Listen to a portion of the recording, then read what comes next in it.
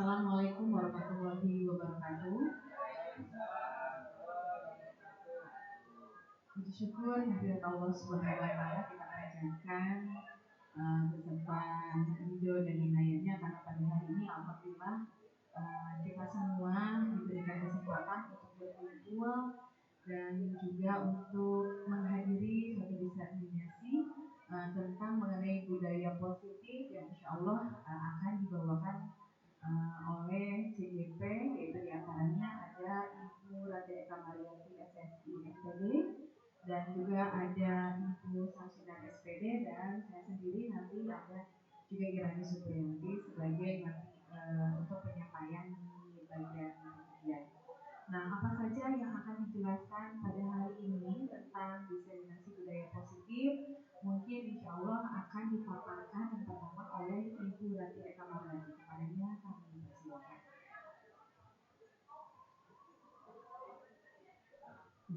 Assalamualaikum warahmatullahi wabarakatuh. Terima kasih atas kesempatan yang diberikan dan saya ucapkan terima kasih juga kepada rekan-rekan yang sudah bisa hadir untuk acara diseminasi budaya positif. Nah, pada kesempatan ini saya akan memaparkan tentang budaya positif.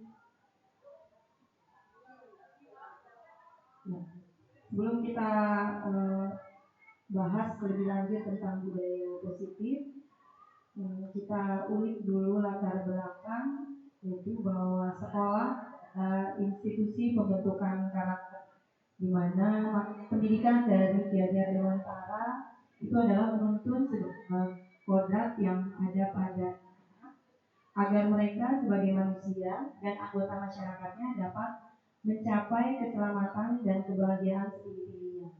Untuk mewujudkan hal tersebut, penting sekali penerapan budaya positif sekolah dalam pembiasaan sehari-hari untuk penanaman budi pekerti siswa sebagai pembentukan karakter. Salah satu langkahnya yaitu dengan memberikan penguatan dan menyamakan persepsi kepada rekan sejawat tentang budaya positif di lingkungan sekolah. Materi budaya positif yang akan kami paparkan yang pertama adalah disiplin positif dan nilai-nilai kebajikan universal. Kedua, teori motivasi, hukuman dan penghargaan restitusi. Ketiga, keyakinan kelas. Keempat, kebutuhan dasar manusia dan dunia berkualitas. Kelima, restitusi, 5 posisi kontrol dan restitusi tentang segitiga restitusi. Nah, pada kesempatan ini saya akan menjelaskan dan memaparkan tentang disiplin positif dan nilai-nilai kebajikan universal dan teori motivasi, hukuman dan penghargaan restitusi.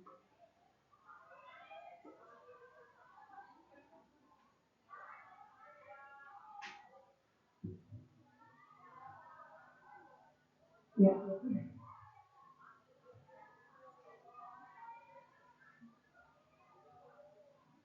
Nah, sebelum kita masuk, mohon diperhatikan dulu Bapak dan Ibu ke depan. Kalau Bapak dan Ibu diminta untuk mengepalkan tangan dan membayangkan bahwa yang dikepal itu adalah sesuatu yang paling berharga dan sangat penting bagi kehidupan Bapak dan Ibu. Apa yang Ibu rasakan, Bapak Ibu rasakan? Silakan coba Bapak Ibu kepalkan tangan sambil membayangkan sesuatu yang berharga. Di kepala tangan itu berharga sekali sehingga tidak bisa dilepaskan. Uang 10 juta. Satu tangan boleh, 2 tangan boleh. Ya. Oh, isinya emas. Ya, emas. Mas Koko dan Mas Warno lebih berharga. Ya. Iya. Ya. Ketika ingin mencoba membuka, apa yang dirasakan kalau itu benar-benar sangat berharga?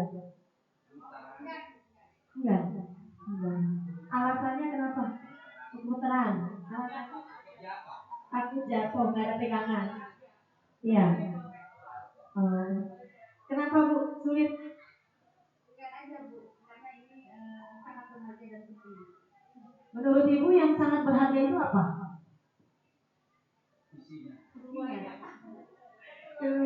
Keluarga. Kalau Bu Dina? Orang diambil gitu, kan nggak boleh nggak boleh dibuka. Pokoknya nggak boleh ada orang lain yang tahu. Ya, karena begitu berharga. Ya, karena begitu berharga. Jadi berbagai cara mau dibujuk juga nggak bisa ya. Enggak ya. Ya. Pokoknya pelit ya, karena sesuatu itu berharga jadi pelit aja. Oh, berarti kalau untuk Pak Warno ada yang bisa dilepaskan gitu? Oh, kalau sudah tidak dibutuhkan. Gitu. Ya. Ya.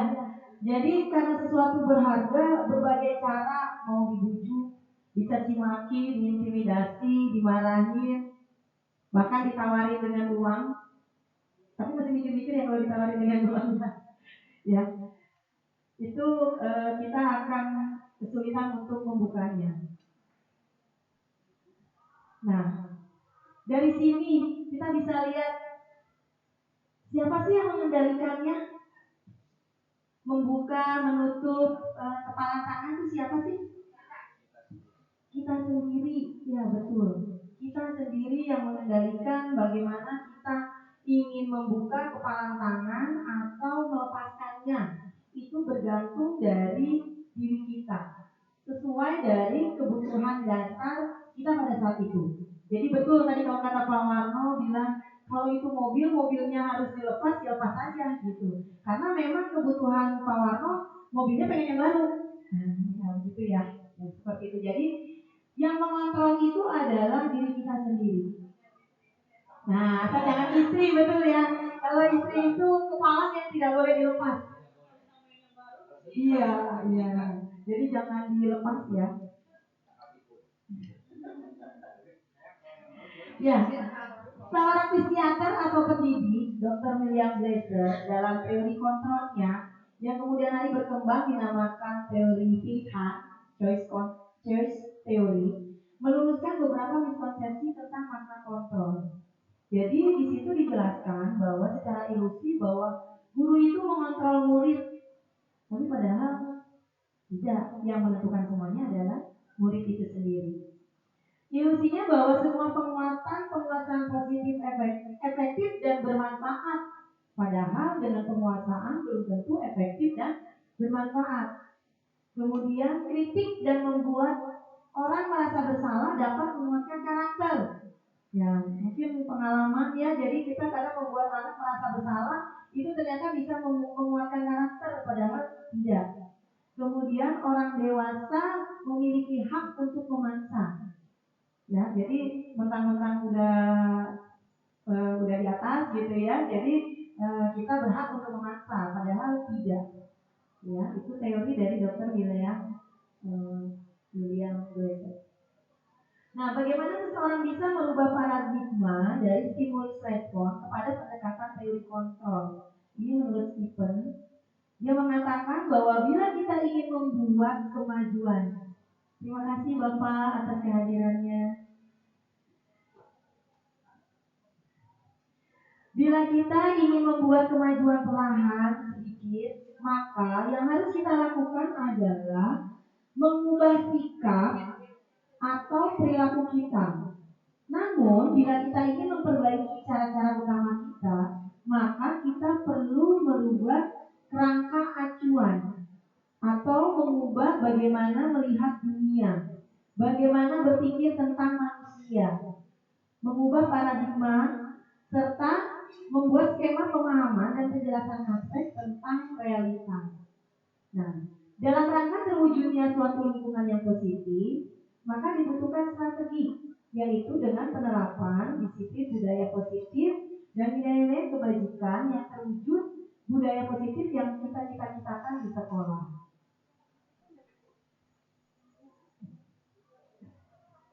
Nah, ini kita bisa lihat perubahan paradigma stimulus ke arah teori kontrol. Siapa sih sesungguhnya yang memiliki kontrol? Jadi, kalau kita di stimulus respon, kita mencoba mengubah orang agar berpandangan sama dengan kita. Nah, kita rubah paradigma kita bahwa kita harus berusaha memahami pandangan orang lain tentang dunia. Jadi kita tidak berhak untuk memaksa. Kemudian perilaku buruk dilihat dari suatu kesalahan. Biasanya kalau kita memandang perilaku buruk itu sudah dianggap suatu kesalahan. Nah, di teori kontrol itu bahwa ketika anak melakukan suatu kesalahan, pasti dia punya alasan, pasti dia punya tujuan. Kenapa dia begitu? Ya. Nah, kemudian di stimulus respon, orang lain bisa mengontrol saya. Tapi di teori kontrol, bahwa sebenarnya orang lain itu nggak bisa mengontrol kita. Yang bisa mengontrol kita itu adalah diri kita sendiri. Seperti halnya tadi diminta untuk membuka kepala tangan.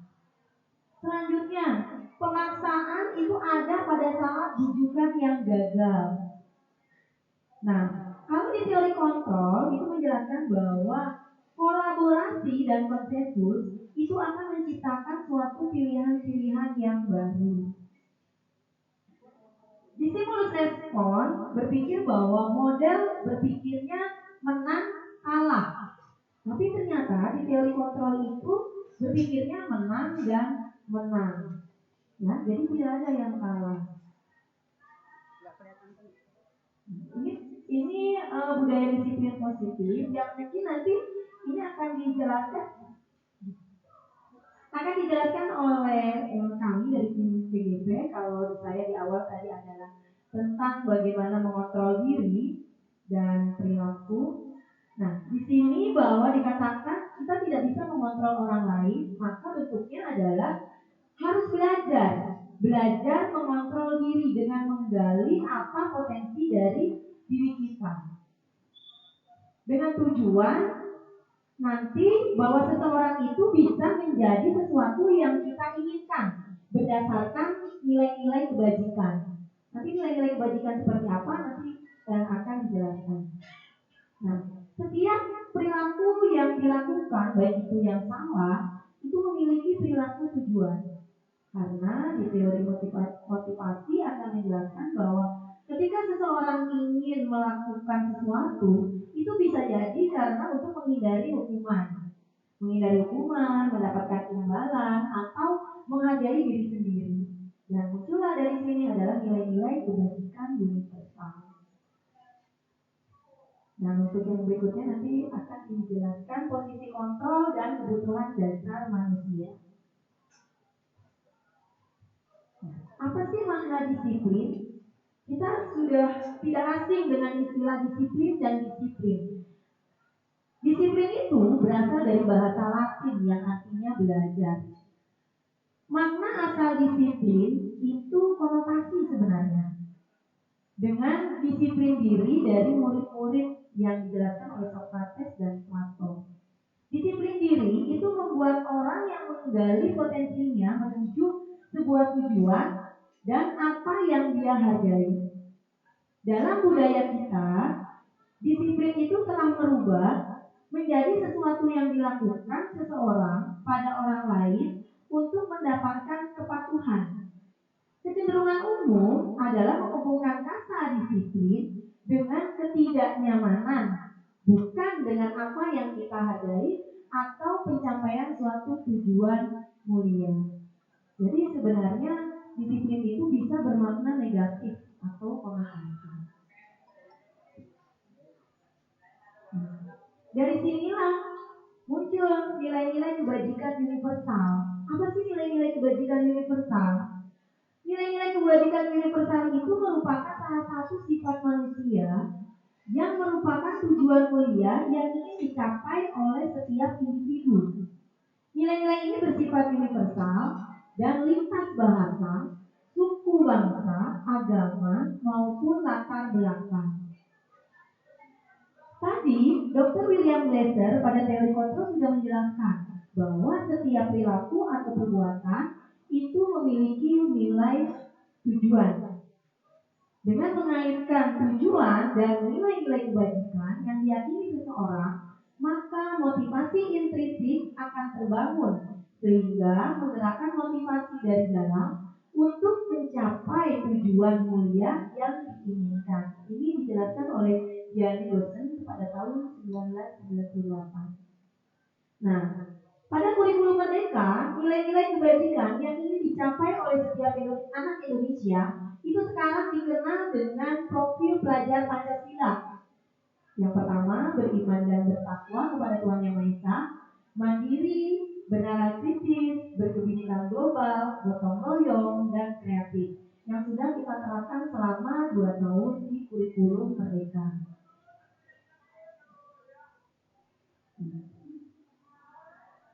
Tadi setiap perilaku itu ada tujuannya dan pasti ada motivasi dari perilakunya. Yang pertama adalah untuk menghindari ketidaknyamanan atau hukuman. Itu motivasi eksternal. Apa sih yang akan terjadi bila saya tidak melakukannya? Ya, itu untuk menghindari ketidaknyamanan. Yang kedua, untuk mendapatkan imbalan. Jadi setiap kali orang kadang atau murid kita ketika mengerjakan sesuatu itu kadang meminta imbalan. Bu, dapat apa sih? Gitu. Bu, apa sih rewardnya? Gitu. Bu, boleh nggak sih setelah mengerjakan ini saya bisa dapat ini? Seperti itu ya? Ya, pasti ada tujuan. Jadi apa yang akan saya dapatkan apabila saya melakukannya? Itu sebenarnya masih motivasi eksternal, motivasi dari luar, dari mungkin dari keinginan anak tersebut, ingin dapat imbalan, ingin menghindari hukuman, seperti itu. Yang ketiga adalah untuk menghargai diri sendiri. Saya akan menjadi orang yang seperti apa bila saya melakukannya? Jadi kalau ada anak yang sudah melakukan untuk menghargai dirinya sendiri, maka sudah muncul motivasi internalnya di dalam diri. Dan itu yang kita harapkan pada penerapan budaya positif.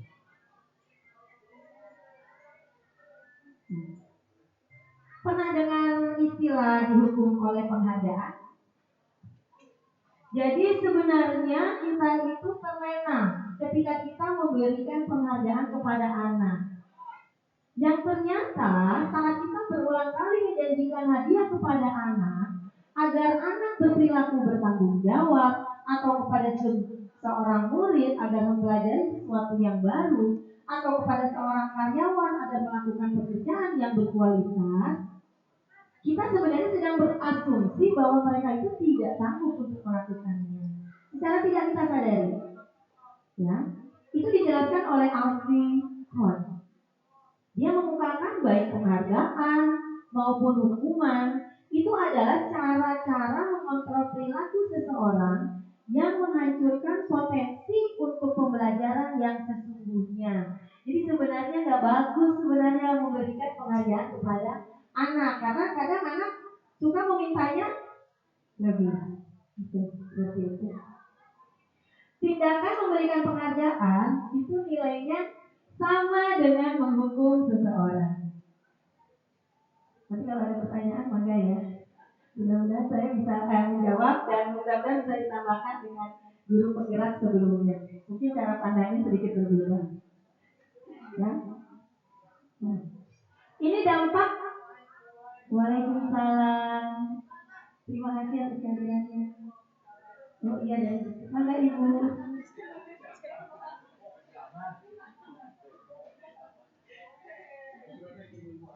Assalamualaikum warahmatullahi wabarakatuh. Ya. Dampak dari pemberi penghargaan itu ada pengaruh jangka pendek dan jangka panjang. Ada penghargaan tidak efektif. Penghargaan bisa merusak hubungan. Penghargaan bisa mengurangi ketepatan. Penghargaan bisa menurunkan kualitas. Penghargaan bisa mengurangi itu salah ya, itu double ya. Penghargaan bisa mematikan kreativitas. Jadi kadang anak itu motivasi ketika dia melakukan suatu perilaku Tadi ada 3 untuk mendapatkan penghargaan salah satunya. Nah, bentuk dari program kebajikan atau apresiasi, jadi bukan berarti anak itu kita tidak beri penghargaan, tapi kita juga harus memberikan apresiasi. Nah, apresiasi itu dapat diberikan dengan pengakuan secara khusus. Jadi tidak perlu harus disebarluaskan. Jadi cukup kamu hebat. Nanti tingkatkan lagi ya, seperti itu. Itu akan lebih mengena. Walaupun kalau misalnya di kelas teman sekelasnya mungkin menyebutkannya dia yang terbaik gitu. Tapi kalau secara khusus atau secara pribadi itu akan lebih rasanya tuh saya diapresiasi sama guru gitu, seperti itu. Dan yang utama adalah konsisten. Nah, kadang kita suka lupa. Kadang hari ini kasih penghargaan, besok lupa gitu ya. Kadang kita terlena gitu. Oh, karena perlu kasih penghargaan ya sudah selesai gitu kan. Konsistenan itu perlu dan harus fokus pada proses. Nah, antara hukuman dan konsekuensi. Saya ingin minta pendapat Bapak dan Ibu tentang hukuman dan konsekuensi. Mencatat 100 kali di dalam buku kalimatnya saya tidak akan terlambat lagi karena terlambat lagi. Itu hukuman atau konsekuensi? Hukuman. Tapi jawabannya nanti ya, kita tampung dulu ya. Nah ya. Lari mengelilingi lapangan basket 2 kali karena terlambat hadir di sekolah. Nah. Murid diminta push up 15 kali karena tidak menggunakan masker ke sekolah. Konsekuensi, yang skip konsekuensi di skip aja, nanti kita akan lihat. Hukuman. Menggantikan kertas tugas teman yang telah dicoret-coret. Konsekuensi. Membersihkan tumpahan air di meja tulis karena tersenggol saat belajar. Konsekuensi. Murid disuruh untuk tidak mengenakan sepatu seharian di sekolah karena tidak mengenakan sepatu warna hitam. Hukuman. Yang kesiswaan Hukuman. Yang terakhir, lari mengelilingi lapangan basket 2 kali karena terlambat 10 menit pelajaran PJOK. Hukuman. Konsekuensi. Karena PJOK. Kita lihat. Nah, tepuk tangan buat kita semua ya. Ternyata Bapak Ibu sudah bisa membedakan mana hukuman, mana konsekuensi ya. Kalau mencatat itu jelas hukuman, konsekuensi tadi menggantikan kertas tugas juga konsekuensi, membersihkan tumpahan konsekuensi, mengelilingi lapangan juga itu konsekuensi, tapi pada jam pelajaran PJOK. Karena PJOK. Mana guru PJOK? Kalau matematika hukuman kan ya, tepat ya kalau matematika hukuman. Tapi mungkin nanti kalau ada kesepakatan beda lagi. Kalau ada kesepakatan nanti di materi berikutnya beda lagi, bahwa itu bisa menjadikan suatu konsekuensi gitu. Ya. Nah, ini perbedaan hukuman dan konsekuensi. Hukuman itu sesuatu yang menyakitkan harus terjadi. Mau nggak mau, suka. Tapi kalau konsekuensi harus terjadi. Mau nggak mau. Kamu udah numpahin gelas, ya mau nggak mau harus dibersihkan. Nah, membuat anak sakit fisik maupun hati. Lalu itu untuk jangka waktu yang lama. Nah, untuk jangka waktu yang pendek, tapi anak itu merasa tidak nyaman. Jadi walaupun dia bersihin, merasa tidak nyaman, tapi hanya jangka waktu yang pendek. Yang kedua, hukuman itu anak akan membenci kedisiplinan. Yang kalau konsekuensi menghargai disiplin. Kalau hukuman paksaan. Kalau konsekuensi stimulus dan tanggapan. Artinya kita akan merespon anak ya. Kemudian mendorong anak menyakiti diri sendiri, itu hukuman. Kalau konsekuensi mendorong anak agar mudah menyesuaikan diri. Hukuman merupakan konsep diri yang buruk. Kalau konsekuensi konsep diri yang baik. Hukuman anak belajar untuk menyembunyikan kesalahannya, tapi tuduh, ya biasanya. Terus konsekuensi anak belajar untuk mematuhi peraturan. Dari hukuman akan ada rasa marah, rasa bersalah, dipermalukan dan merasa tidak dihargai. Sedangkan kalau konsekuensi, walaupun dia kehilangan hak, dibuat tidak nyaman, diasingkan, tapi hanya bersifat sementara. Solusi dari hukuman dan konsekuensi itu ada pada restitusi. Kalau pada kesempatan ini saya tidak akan menjelaskan bagaimana proses restitusi harus dijalankan. Saya hanya memberikan gambaran seperti apa sih restitusi. Nah, kalau caranya nanti akan dijelaskan oleh teman-teman saya. Nah, restitusi itu adalah suatu proses menciptakan kondisi bagi murid untuk memperbaiki kesalahan mereka, sehingga mereka bisa kembali pada kelompok mereka dengan karakter yang lebih kuat. Restitusi juga merupakan proses kolaboratif yang mengajarkan murid untuk mencari solusi atas masalah mereka dan membantu murid-murid berpikir tentang orang seperti apa yang mereka inginkan dan bagaimana mereka harus memperlakukan orang lain.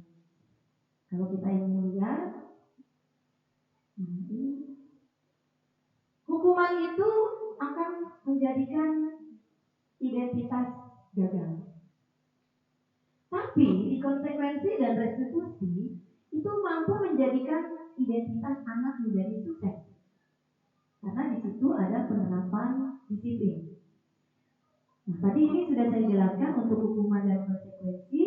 Nah, di restitusi itu pilihan kita mau bagaimana. Apakah mau menyelesaikannya dengan restitusi atau kita dengan hukuman dan konsekuensi. Tapi kebanyakan dari kita sebagai seorang guru lebih sering apa? Hukuman gitu ya. Kalau saya pribadi, saya sendiri juga menyadari bahwa hukuman lebih sering dilakukan dibandingkan restitusi. Dibandingkan restitusi ya. Mudah-mudahan dengan CDP saya bisa lebih. Amin. Ya. Nah, kalau di hukuman korban mendapatkan keadilan. Kalau di konsekuensi korban bisa diabaikan. Sedangkan kalau di restitusi korban mendapatkan ganti. Di hukuman murid anak akan tersakiti. Di konsekuensi dibuat tidak nyaman. Tapi di restitusi anak akan mendapatkan penguatan. Perilakunya pasti agresifnya meningkat kalau di hukuman. Penguatan hanya bertahan dalam jangka waktu pendek. Kalau di restitusi, insya Allah masalah akan terpecahkan karena bersifat kolaborasi. Tuh. Sistem tidak akan berjalan bila murid tidak takut. Jadi kalau misalnya hukuman, kalau sistemnya tidak kuat, ya murid makin lama tidak akan merasa takut. Kemudian kalau konsekuensi memerlukan monitoring dan supervisi terus-menerus dari guru. Karena konsekuensi tadi harus berfokus pada proses.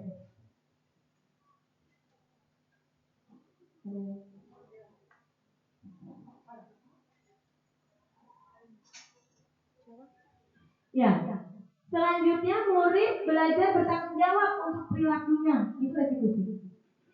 Nah, selanjutnya berlaku hanya pada sebuah institusi, tidak berlanjut pada kehidupan yang nyata. Itu hukuman. Sedangkan untuk konsekuensi,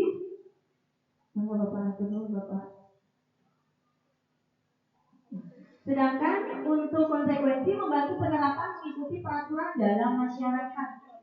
Fokus pada pemecahan masalah dalam jangka waktu yang panjang. Itu restitusi. Nah, kalau hukuman, peraturannya adalah kamu harus ini, kamu harus itu. Kalau di konsekuensi, mampukah kamu melakukannya? Kalau di restitusi, apa yang kamu yakini? apa yang bisa kamu lakukan untuk memperbaiki masalah kamu. Jadi dari nada saja sudah berbeda, gitu ya, seperti itu. Di peraturan anak akan membenci, tapi di konsekuensi anak belajar menghormati peraturan. Dan di restitusi anak selain menghormati dirinya, dia juga menghormati orang lain. Nah, jadi kalau hukuman itu lebih cenderung yang berbau negatif. Kalau restitusi positif, sedangkan konsekuensi netral. Ya, karena tidak dalam jangka waktu yang panjang. Nah, kalau hukuman kalimatnya awas, kalau dilakukan lagi nanti awas kamu dihukum lagi. Nah, seperti itu. Nah, kalau netral, lakukan apa yang saya katakan. Ya, pokoknya kalau suruh bersihin, bersihin. Kalau suruh rapihin, rapihin. Sebagai bentuk konsekuensi. Nah, kalau restitusi, apakah hal ini yang sesungguhnya ingin kamu lakukan? Pasti kamu punya tujuan dong melakukan ini. Itu kalimat dari restitusi. Nanti penjabarannya lebih detail nanti. Nah, di hukuman itu modenya mode paksaan. Kalau konsekuensi itu stimulus respon, sedangkan restitusi itu adalah teori kontrol. Di hukuman itu mendorong menyalahkan diri. Di konsekuensi mendorong kepatuhan, dan di restitusi mendorong untuk disiplin positif. Hukuman itu merupakan konsep diri yang buruk, konsekuensi konsep diri yang baik, sedangkan restitusi adalah konsep diri yang kuat. Ini 9 ciri-ciri restitusi. Sebelum saya menutup, bahwa bukan untuk menebus kesalahan restitusi itu, tapi untuk belajar dari kesalahan. Yang kedua adalah untuk memperbaiki hubungan. Yang ketiga, tawaran, bukan paksaan. Yang keempat, restitusi itu menuntut untuk melihat ke dalam diri anak itu sendiri. Yang kelima, restitusi itu mampu mencari kebutuhan dasar yang mendasari tindakan mereka. Yang keenam, restitusi diri itu adalah cara yang paling baik. Yang ketujuh, restitusi itu fokus pada karakter, bukan pada tindakan. Yang kedelapan, fokus pada solusi. Yang kesembilan, mampu mengembalikan murid yang berbuat salah pada prosesnya. Cukup sekian paparan dari saya tentang budaya positif dan nilai-nilai kebajikan. Jika ada pertanyaan, mangga saya cukupkan sampai di sini. Assalamualaikum.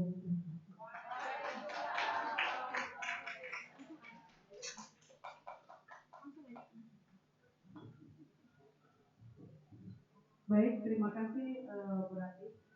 Assalamualaikum warahmatullahi wabarakatuh. Bapak Ibu yang saya hormati, guru-guru mahasiswa yang hebat, terima kasih tetap berada di tempat ini mengikuti diseminasi calon guru penggerak. Baik, tadi sudah dijelaskan oleh speaker sebelumnya, yaitu Ibu Rati, tentang disiplin positif dengan teori motivasi. Maka di sini saya akan melanjutkan budaya positif tersebut, yaitu mengapa harus keyakinan kelas, bukan peraturan kelas. Pertanyaannya saya ingin ajukan dulu, apakah Bapak Ibu sudah melaksanakan keyakinan kelas? Sudah, alhamdulillah ada yang sudah menerapkan ya. Baik. Nah, keyakinan kelas di sini yaitu nilai-nilai kebajikan universal yang disepakati secara tersirat dan tersurat. Lepas dari latar belakang suku, negara, bahasa maupun agama, nilai-nilai kebajikan menekankan pada keyakinan seseorang akan lebih memotivasi seseorang dari dalam. Seseorang akan bergerak dan bersemangat untuk menjalankan keyakinannya daripada hanya sekedar mengikuti serangkaian serangkaian peraturan tertulis tanpa makna. Murid-murid pun demikian. Mereka perlu mendengarkan dan memahami arti sesungguhnya tentang peraturan-peraturan yang diberikan. Apa nilai-nilai kebajikan di balik peraturan tersebut? Apa tujuan utamanya? Kemudian menjadi tidak tertarik atau takut sehingga hanya sekedar mengikuti serangkaian peraturan-peraturan yang mengatur mereka tanpa memahami tujuan mulianya. Jadi peraturan kelas ini atau keyakinan kelas ini adalah mempunyai makna. Ya. Selanjutnya yaitu pembentukan keyakinan sekolah atau kelas. Saya yakin bahwa sebelum kita memulai pembelajaran, kita pasti mengadakan atau membentuk sebuah keyakinan kelas. Bersama siapa kita membentuk keyakinan kelas? Yaitu bersama siswa. Ya, sehingga kita pun akan menerapkannya secara bersama. Ya. Baik, keyakinan kelas yang perlu dibentuk apa saja ya? Yaitu yang pertama, keyakinan kelas bersifat lebih abstrak daripada peraturan yang lebih rinci dan konkret. Kemudian, keyakinan kelas berupa pernyataan-pernyataan universal.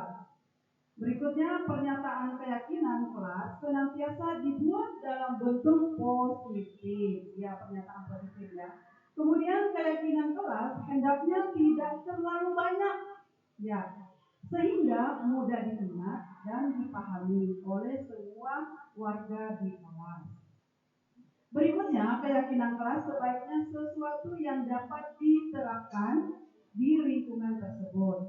Dan semua warga kelas hendaknya ikut berkontribusi dalam pembuatan keyakinan kelas lewat kegiatan surat pendapat. Ya. Kemudian bersedia meninjau kembali keyakinan kelas dari waktu ke waktu. Ya, jadi keyakinan kelas harus yang mudah dipahami ya, dan jangan terlalu banyak supaya mudah diingat. Berikutnya, keyakinan kelas yaitu merupakan nilai-nilai kebajikan yang diterima secara universal lepas dari latar belakang budaya, bahasa, suku, maupun agama, berupa hal-hal seperti keadilan, keamanan, peduli, integritas, kemudian kejujuran, pelayanan, keamanan, kesabaran, tanggung jawab, mandiri, berprinsip, keselamatan, kesehatan, dan masih banyak lagi nilai-nilai kebijakan universal atau peraturan-peraturan yang tercantum di sisi kiri tidak terbatas pada peraturan yang ditemui kelas atau sekolah. Namun peraturan yang biasa kita temui di sekeliling kita. Ya. Baik, ini nilai-nilai kebajikan. Ya. Yaitu misalnya, kira-kira ada nilai kebajikan apa ya yang ada? Kembalikan barang pada tempatnya. Kalau kita mau membuat keyakinan kelas, kira-kira dia mempunyai nilai atau makna apa yang terdapat di dalamnya. Ya. Yang kedua, dilarang mengganggu orang lain. Maaf Bapak Ibu, kalau misalnya nih yang pertama, kembalikan barang pada tempatnya, kira-kira kalimat positifnya apa? Tanggung jawab. Yaitu bertanggung jawab. Oke, skip dulu ya, nanti kita lihat jawabannya. Kemudian dilarang mengganggu orang lain. Menghargai, betul. Hadir di sekolah 15 menit sebelum pembelajaran dimulai. Disiplin, baik. Dilarang melakukan kekerasan. Keselamatan, oke. Itu pada bisa semua ya. Nanti kita lihat jawabannya ya. Oke. Dilarang menggunakan narkoba. Kesehatan. Iya, kesehatan. Kemudian bergantian atau menunggu giliran.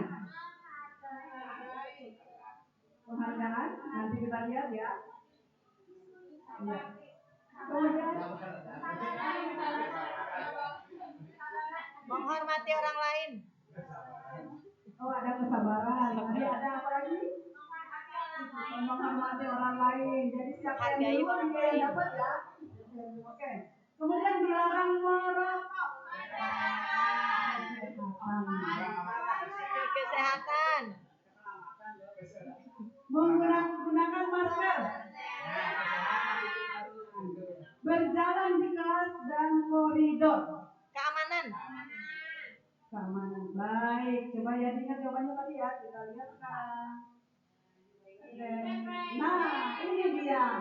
Betul ya, kembalikan barang pada tempatnya, yaitu maknanya adalah bertanggung jawab. Dilarang mengganggu orang lain, saling menghormati. Betul. Kemudian hadir di sekolah 15 menit sebelum pembelajaran dimulai adalah menghormati orang lain atau komitmen.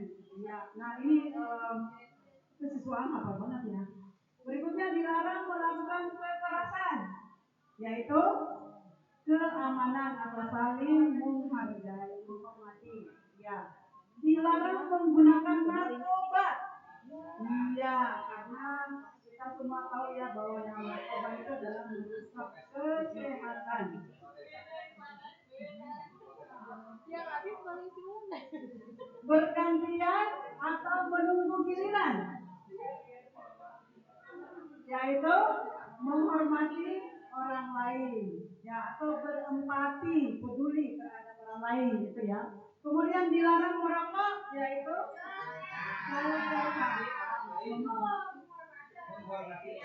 ya betul. Jadi dengan tidak merokok kita berarti tidak mengganggu orang lain ya.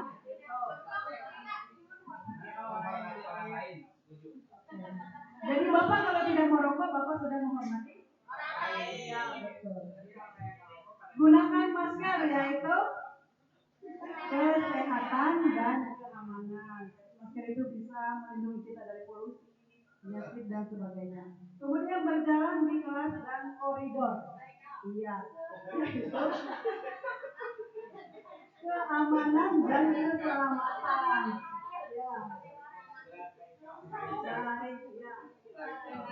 Apakah ini sudah dijalankan di kelas, diterapkan di kelas? Oh sudah, alhamdulillah. Jadi diseminasi ini sebagai penguatan yang mengingatkan kembali. Ya, terima kasih. Ya. Berikutnya prosedur pembentukan keyakinan sekolah atau kelas, yaitu mempersilakan warga sekolah atau murid-murid di sekolah atau di kelas untuk bercurah pendapat tentang peraturan yang perlu disepakati di sekolah atau di kelas.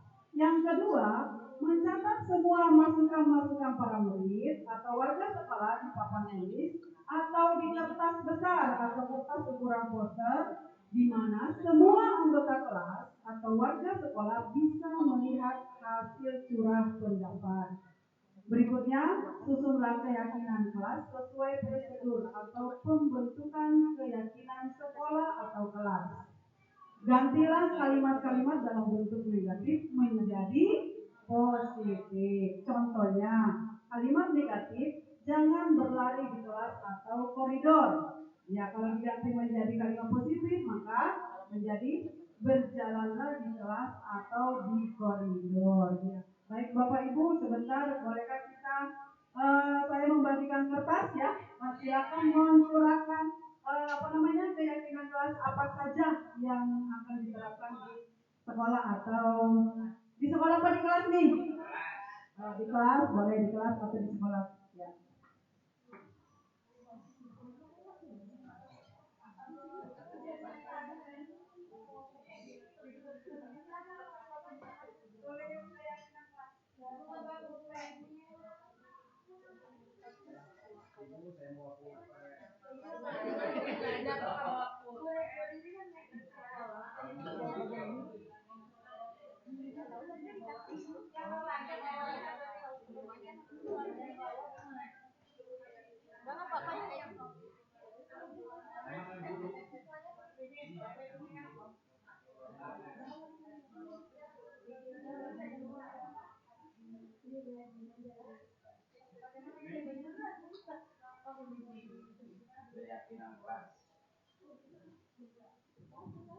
Ya, boleh apa saja yang nanti kita akan pilih, mana kira-kira yang cocok.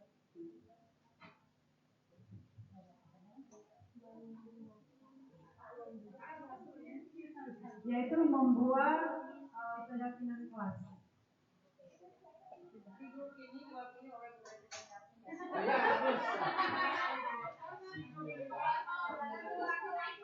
Ya, terima kasih.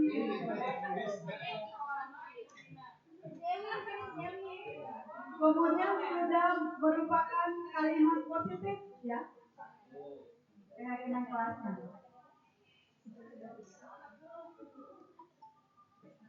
Apa kira-kira yang harus disepakati di kelas sehingga membuat kelas itu menjadi nyaman?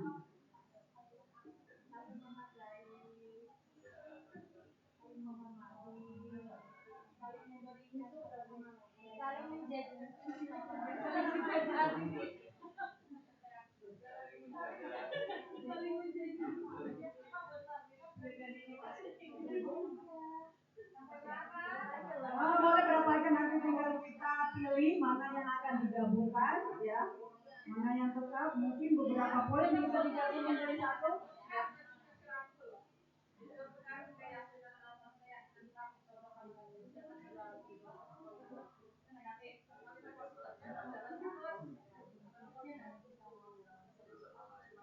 Ya, jadi kalimat positifnya adalah berjalanlah di kelas atau koridor. Jadi kalimatnya di dalam keyakinan itu jangan ada kata jangan.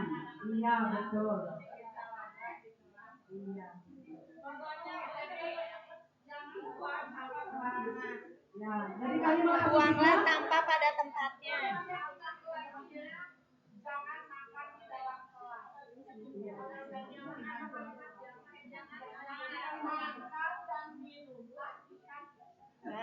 Bisa, iya bisa. Ya, janganlah buang sampah sembarangan. Kalimat positifnya? Ya, betul. Kayaknya di kelas-kelas itu sudah ya, sudah membuat keyakinan itu baik. Ya. Jadi jangan atau tidak menggunakan kalimat negatif. Iya. Boleh Bu Dina membacakan yang sudah dituliskan?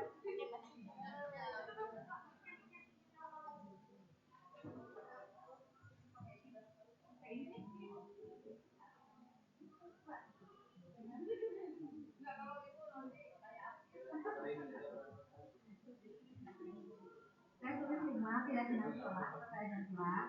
Yang pertama berempati, yang kedua saling menghargai, ketiga menjaga kebersihan kelas, keempat datang tepat waktu, 5 awali dengan bismillah atau doa. Harusnya pertama awali.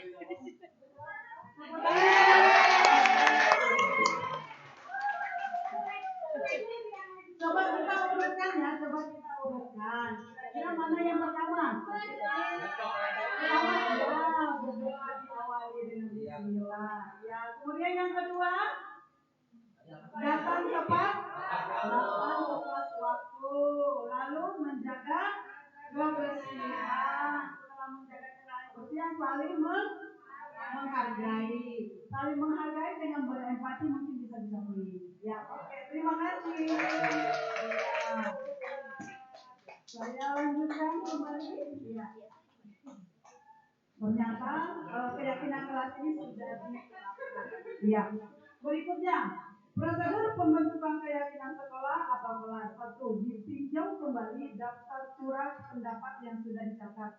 Nah, tadi sudah ya, dari semua beberapa poin, kemudian kita pilih jadi ada 2 poin yang disatukan. Anda mungkin akan mendapati bahwa pernyataan yang tertulis di sana masih banyak yang berupa atau peraturan-peraturan selanjutnya atau peraturan-peraturan. Selanjutnya, ajak warga sekolah atau murid-murid untuk menemukan nilai kebijakan atau keyakinan ya yang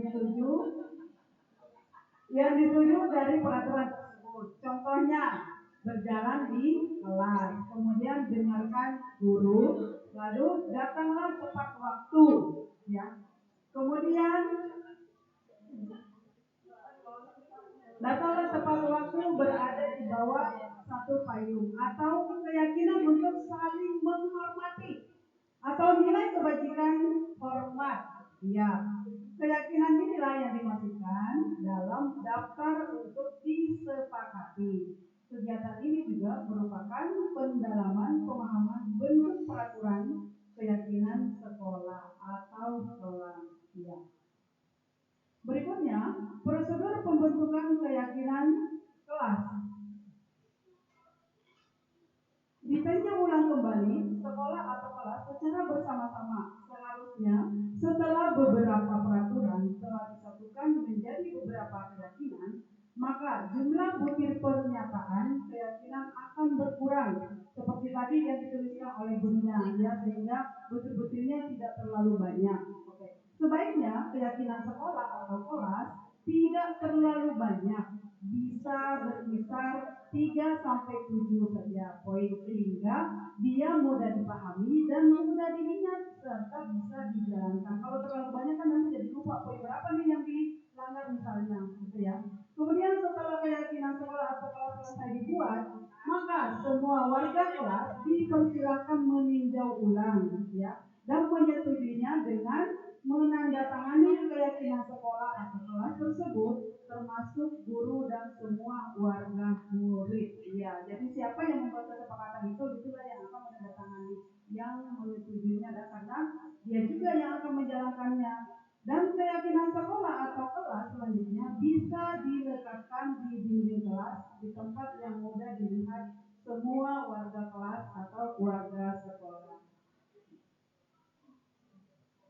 Berikutnya adalah kegiatan pendalaman keyakinan kelas. Nah, dalam pembuatan keyakinan kelas bisa juga menggunakan tabel T dan tabel Y.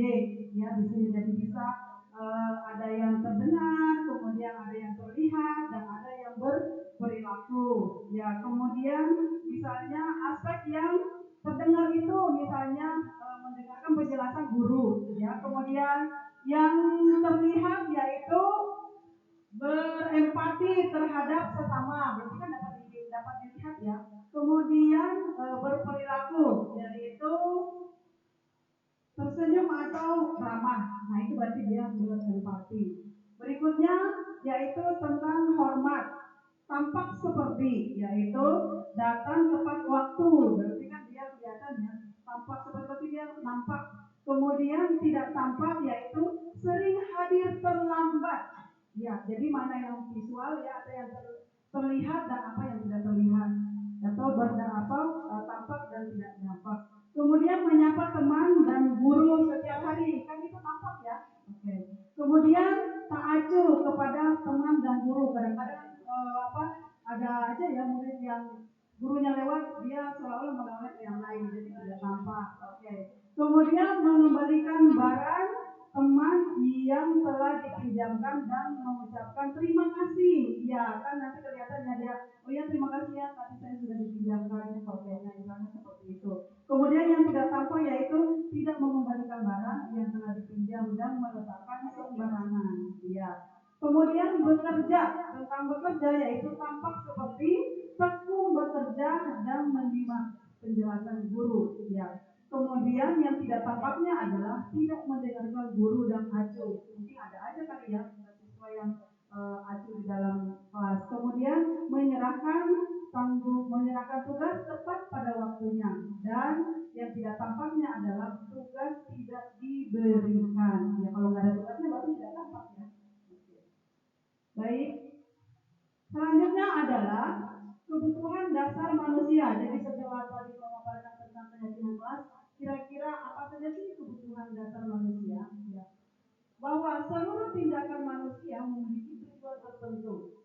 Semua yang kita lakukan adalah usaha terbaik kita untuk mendapatkan apa yang kita inginkan. Ketika seorang murid melakukan suatu perbuatan yang bertentangan dengan nilai-nilai kebajikan atau melanggar peraturan, hal itu sebenarnya dikarenakan mereka gagal memenuhi kebutuhan dasar mereka. Jadi mungkin selama ini kalau siswa kita ada yang hal-hal yang kurang berkenan, ada kebutuhan dasarnya yang tidak terpenuhi, ya. Nah, itu mungkin perlu kita ketahui. Apa saja kebutuhan dasar dasar manusia. Yang pertama ada 5. Yang pertama adalah kebutuhan bertahan hidup. Ya, bertahan hidup atau survival. Kemudian kasih sayang yang diterima.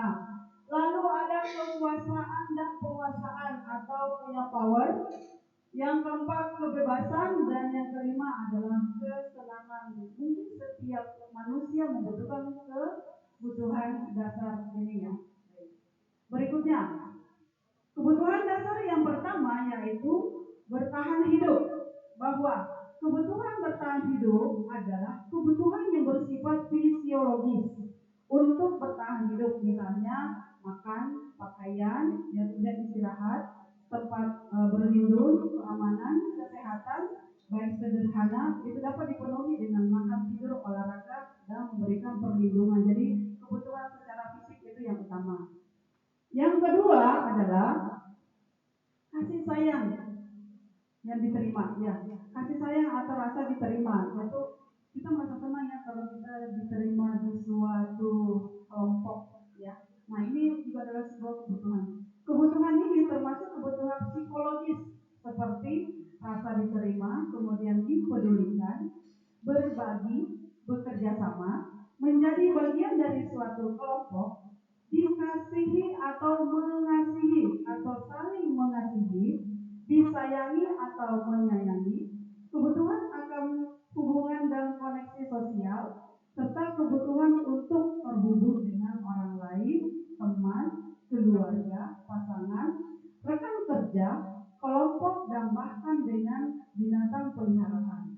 Kebutuhan ini biasanya dapat dipengaruhi melalui ketulusan dan kehangatan hubungan dengan keluarga, teman-teman sekelompok atau klub atau guru atau konselor atau coach. Ya, jadi kebutuhan kasih sayang bahwa kita itu bisa diterima oleh orang lain ini juga menjadi kebutuhan dasar manusia. Rasanya seperti apa ya kalau kita berada di tengah orang banyak tapi kita dianggap tidak ada. Nah, ini berarti kebutuhan kasih sayangnya tidak terpenuhi. Sakit ya kalau dianggap tidak ada. Nah, itu. Oke. Kemudian yang ketiga yaitu kebutuhan dasar manusia tentang kekuasaan dan penguasaan atau power. Kebutuhan ini berhubungan dengan kekuatan seseorang untuk mencapai suatu menjadi kompeten, menjadi berkompeten, ya, menjadi terampil, kemudian memimpin, berprestasi, diakui dan didengar. Kemudian kebutuhan ini meliputi yaitu harga diri, kemudian keinginan untuk dianggap, dan meninggalkan pengaruh kebutuhan. Kebutuhan ini dapat dipenuhi melalui kegiatan-kegiatan seperti proyek, kemudian hobi, lalu tugas sekolah yang menantang atau kontekstual yang relevan, kemudian belajar menjadi orang yang kuat dan membuat pilihan positif dan bekerja. Jadi kebutuhan sebagai yang mempunyai power. Berikutnya yaitu kebutuhan dasar manusia tentang kebebasan, ya, atau kebutuhan pilihan. Kebutuhan untuk bebas adalah kebutuhan untuk mandiri, otonom, atau memiliki pilihan, mengembangkan daya lenturnya dan mampu mengendalikan arahnya sendiri. Kebutuhan ini terkait dengan kebebasan untuk memilih dan membuat pilihan, kebutuhan bergerak, mencoba-coba, kemudian mengeksplorasi hal baru, dan menarik pemenuhan kebutuhan ini dapat dilakukan dengan menyediakan variasi waktu senggang, memberikan ruang untuk jadi diri sendiri yang merdeka serta liburan. Ya, jadi ada kebutuhan pilihan, ya. Jadi mari kita penuhi 5 kebutuhan dasar manusia ya, sehingga kita dapat menjalankan hidup dengan nyaman dan mencapai kebahagiaan hidup yang setinggi-tingginya.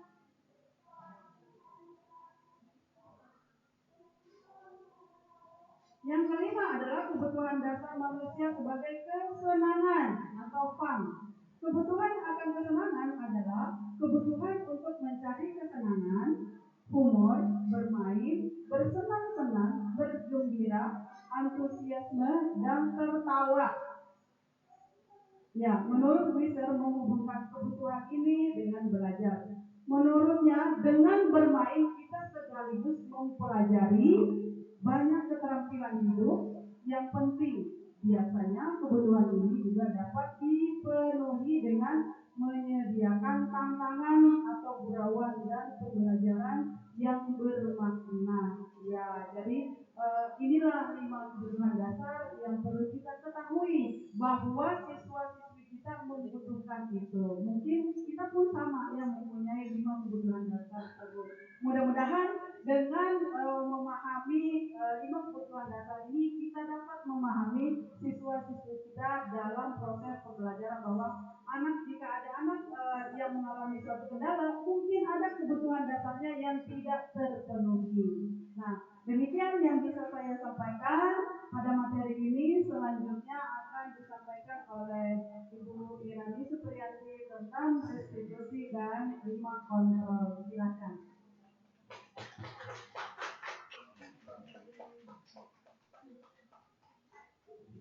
Ya, bismillahirrahmanirrahim. Assalamualaikum warahmatullahi wabarakatuh.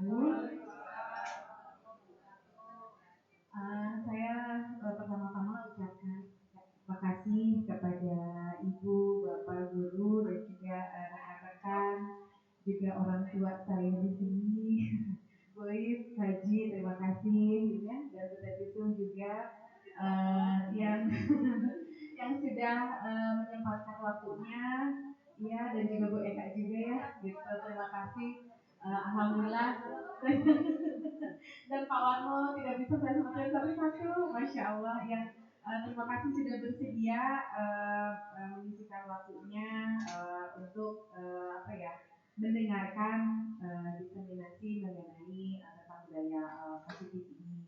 Nah, mungkin dari yang tadi yang awal tentang hukuman dan konsekuensi sudah dijelaskan oleh rekan saya, dan juga tadi yang terakhir mengenai kebutuhan dasar manusia, dan juga mengenai tentang keyakinan kelas, itu juga sudah dipaparkan. Nah, ini yang terakhir adalah bagian saya, yaitu mengenai 5 posisi kontrol. Nah, menurut Dian Dosen dalam bukunya Restructuring School Discipline tahun 1998 mengemukakan bahwa guru perlu meninjau kembali penerapan disiplin di dalam ruang mereka selama ini.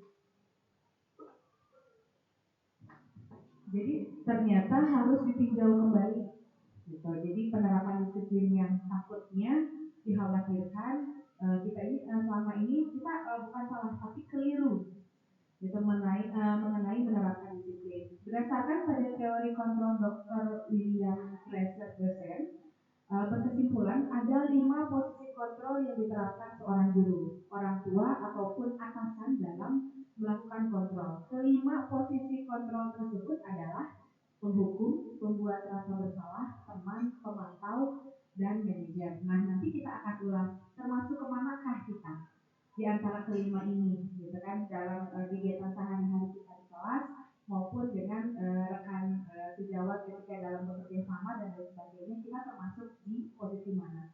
Nah, walaupun memang saya memaparkan di depan, tapi kita sama-sama belajar aja ya Bapak Ibu. Walaupun memang nanti di pertengahan penjelasan saya ada yang ingin mengumumkan pendapatnya atau pemahamannya tentang posisi kontrol ini, dipersilahkan banget karena ini diskusi aja.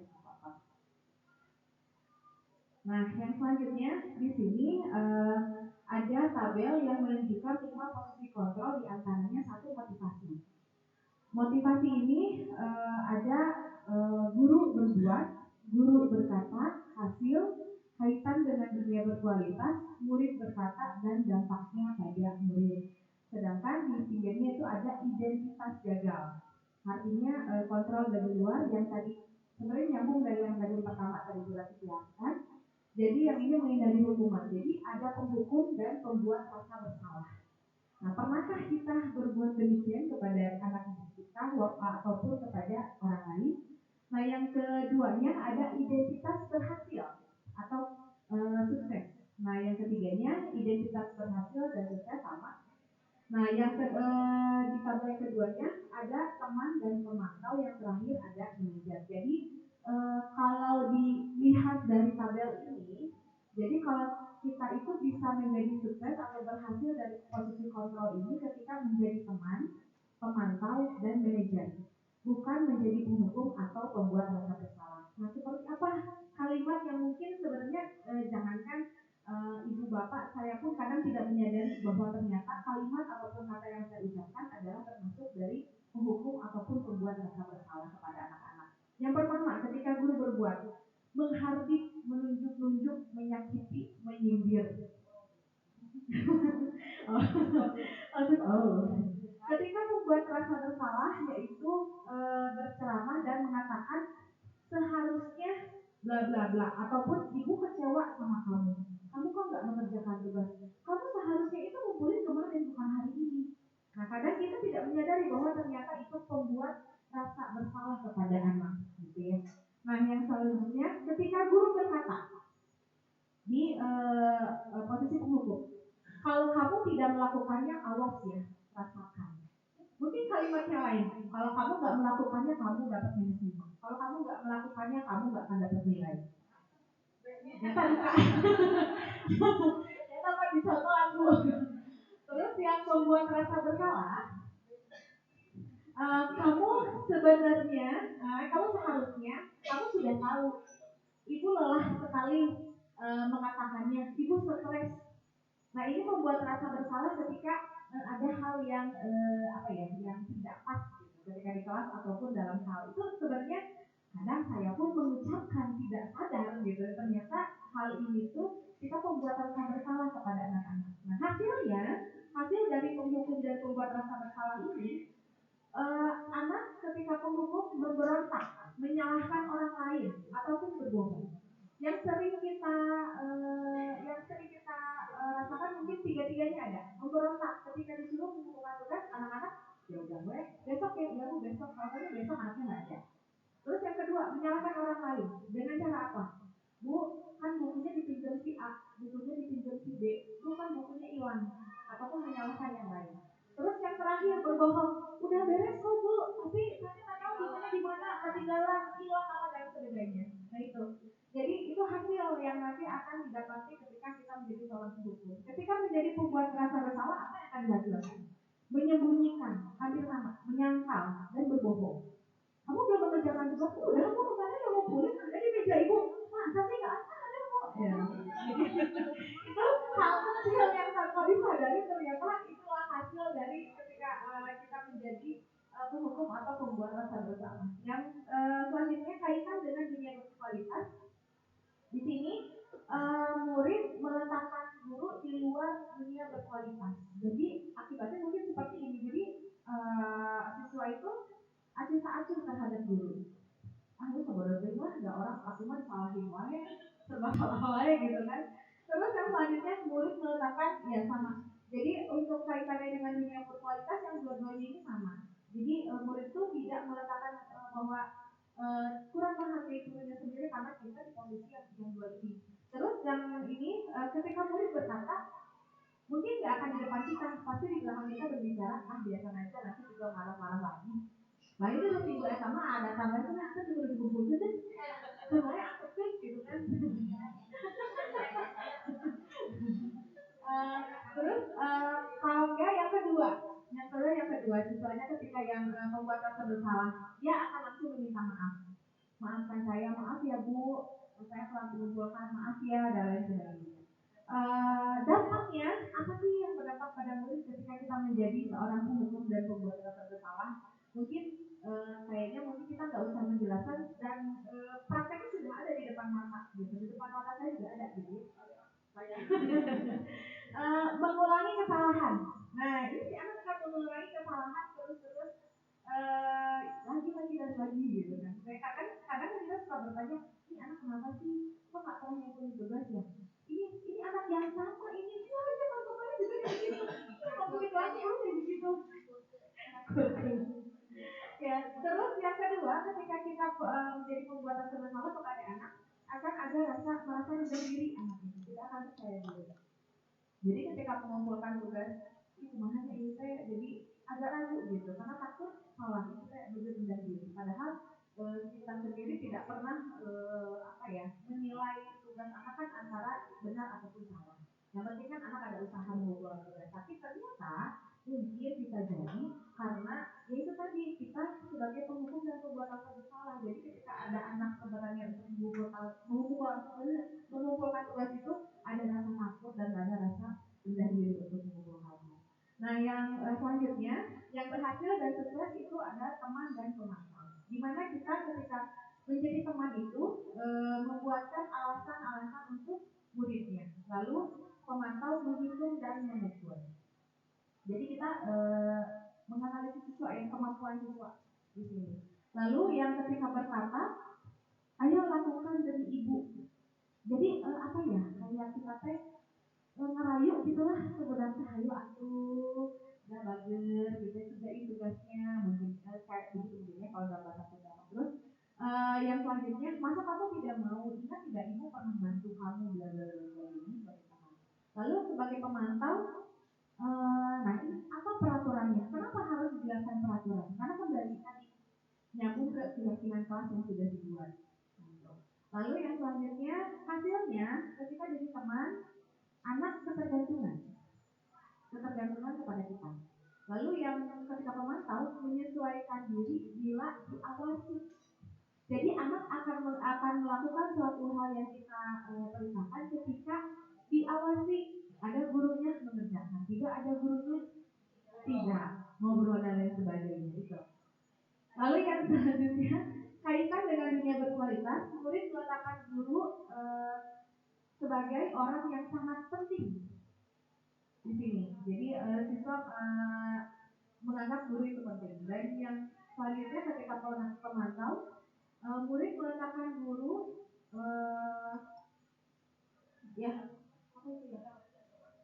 dan hukum di dunia berkualitas. Maksudnya jadi peraturan dan hukum di dunia berkualitas. Jadi maksudnya di sini pemantau itu murid meletakkan guru sebagai peraturan. Jadi berarti ada gurunya nih.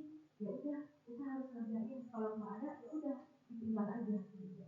Nah selanjutnya ketika murid berkata, saya pikir bapak atau ibu teman saya ternyata begitu.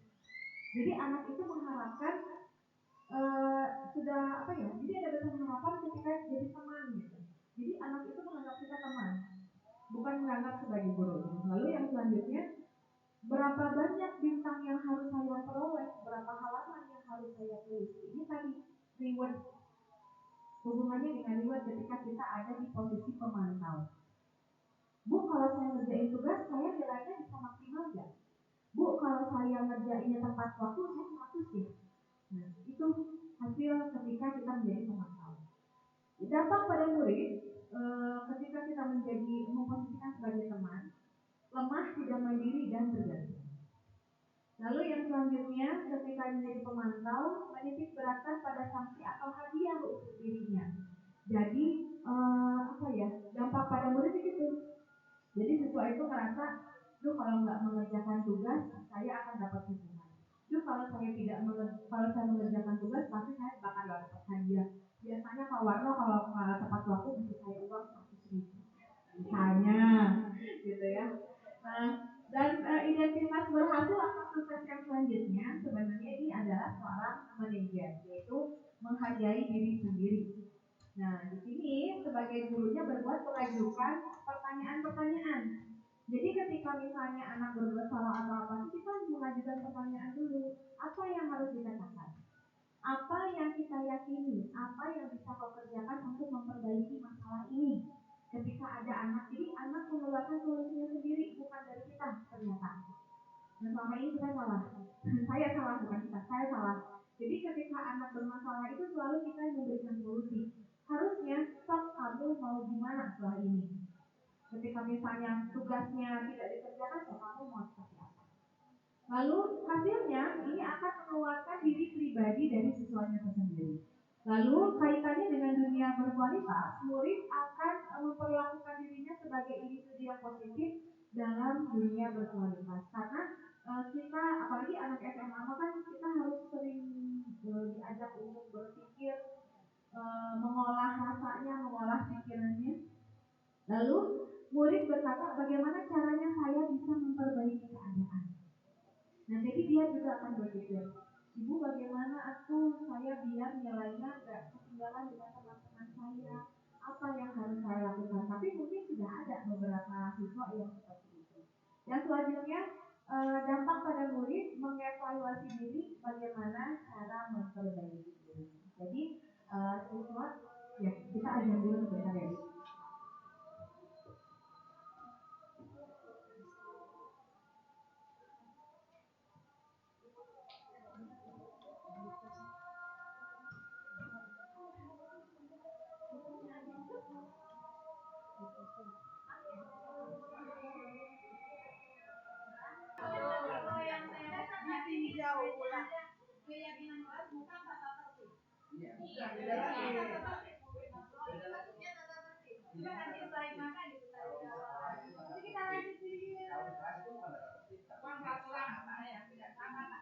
Oke, kayaknya seru ya. Nanti kita akan mengadakan diskusi bersama-sama tentang pasti ini sebenarnya asik untuk diobrolkan, untuk diskusikan. Nah, selanjutnya ada apakah? Nah, posisi kontrol yang manakah? Ketika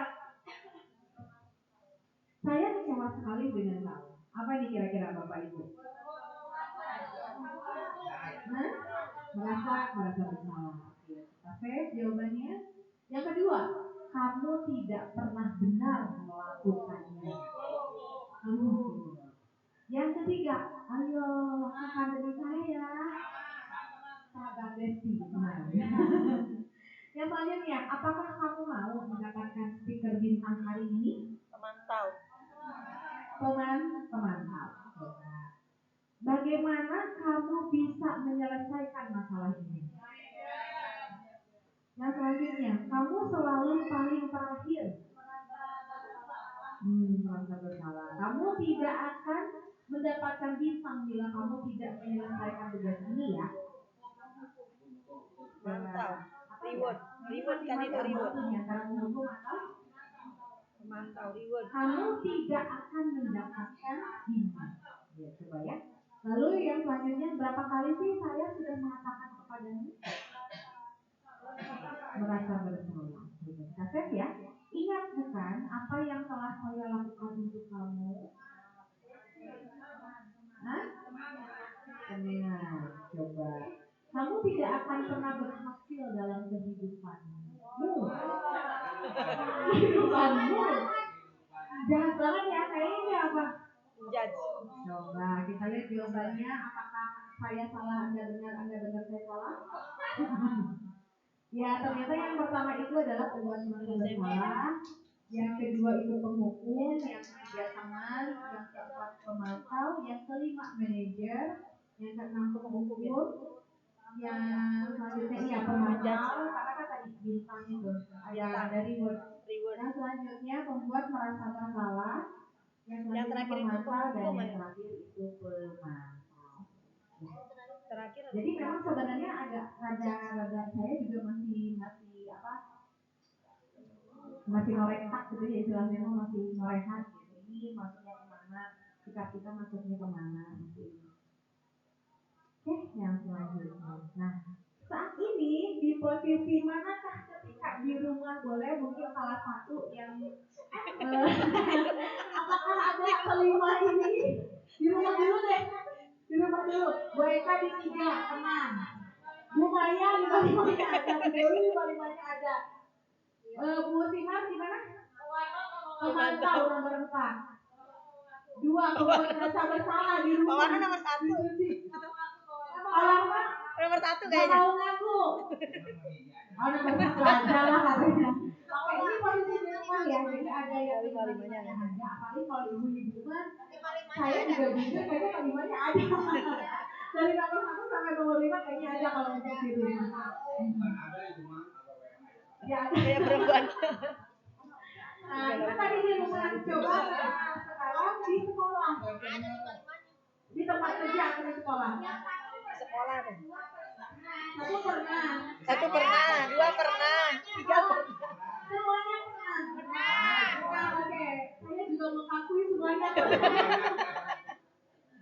Ya, karena memang ternyata yang menurut kita benar, ternyata kan ada hal-hal seperti itu. Mun geus emosi jiwa teh pokoknya. Apalagi kalau Emosi jiwa.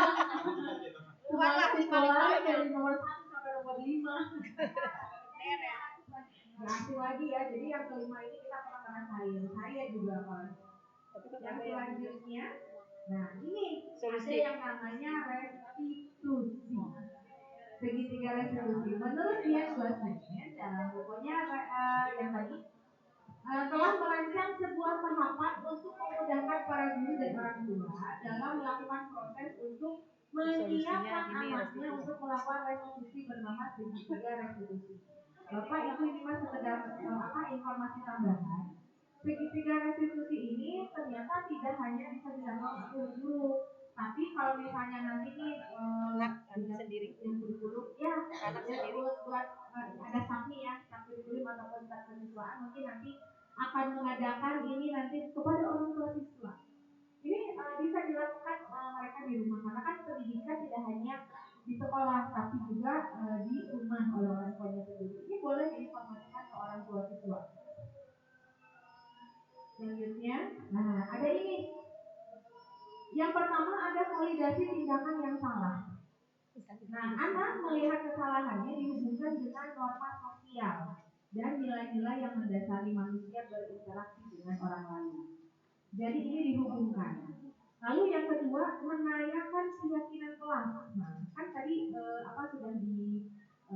sudah ditinjau ya, sudah dibuat keyakinan kelas atau kesepakatan kelas. Nah, ketika anak berbuat salah, nah ini disambungkan dengan yang menanyakan keyakinan kelas ini dihubungkan, membantu murid mengenali kebutuhan dasar yang ingin dipenuhinya ketika melakukan kesalahan. Jadi yang harus dicari kebutuhan kebutuhan dasarnya apa? Ini anak berbuat ini, ada yang kurang misalnya. Yang tadi dijelaskan ada 5 kebutuhan dasar. Apakah kurang kasih sayang kah? Apa kurang kesenangan kah? Apa kurang perhatian kah? Ini harus dicari. Lalu yang selanjutnya, yang ketiga, menstabilkan identitas untuk membuat anak yang merasa gagal yang berbuat salah menjadi positif terhadap dirinya. Jadi anak itu tidak merasa istilahnya saya sudah salah, udah disalahin, terus disalah-salahkan dia tambah salah. Tapi bagaimana kita bisa merubah kesalahan tersebut cara berpikir anak menjadi hal yang positif. Nah ini ada di segitiga restitusi, ini semuanya dihubungkan. Jadi dihubungkan dengan norma dulu, lalu dengan keyakinan kelas, dan yang terakhir menstabilkan identitas anak dia tidak merasa bersalah ketika dia melakukan kesalahan. Yang selanjutnya, nah ini untuk membuat anak yang merasa gagal karena berbuat salah menjadi positif terhadap dirinya seperti apa? Ini tadi, ketika guru berkata berbuat salah itu manusiawi, nggak apa-apa. Misalnya ada anak yang usah pagar ini, kemudian lawan kalau bapaknya bakalan yang itu tidak ada manusia kan tidak ada manusia sempurna. Poin yang kedua kan, gitu. Bapak ibu juga pernah buat salah yang tadi. Terus kita bisa menyelesaikan permasalahan ini. Berarti kan kita harus cari kenapa dia bisa lecakannya, apa yang menyebabkan dia lecakannya, gitu kan? Lalu yang selanjutnya, bapak ibu tidak tertarik untuk mencari tahu siapa yang benar. Jadi tidak dicarikan selama ini kita mencari siapa yang salah. Gitu. Siapa yang salah dan siapa yang benar. Jadi nggak usah dicari siapa salah dan siapa yang benar. Apalagi kita melihat gue mereka salah, gue sudah itu mereka salahnya salah. Mana gue titik. Nah itu tidak dicari hal seperti itu. Tapi jika kamu mau menyalahkan dirimu sendiri terus menerus, apakah kamu bersikap baik pada dirimu sendiri? Jadi kita menanyakan kembali. So, kalau misalnya kamu menyalahkan terus kayak begini, apakah hal itu baik? Kalau memang si anaknya ini merasa bersalah. Yang selanjutnya, nah ini validasi kebutuhan. Apa yang dibutuhkan oleh siswa?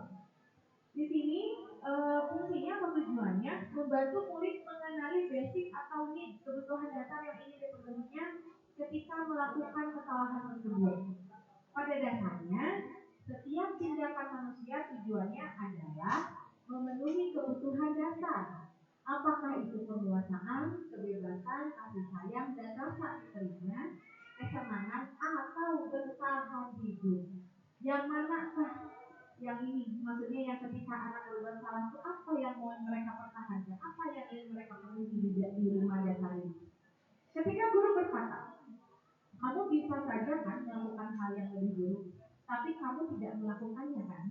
Yang kedua, kamu pasti punya alasan. Kadang kita tidak pernah ataupun luput menanyakan alasan kenapa anak melakukan kesalahan tersebut.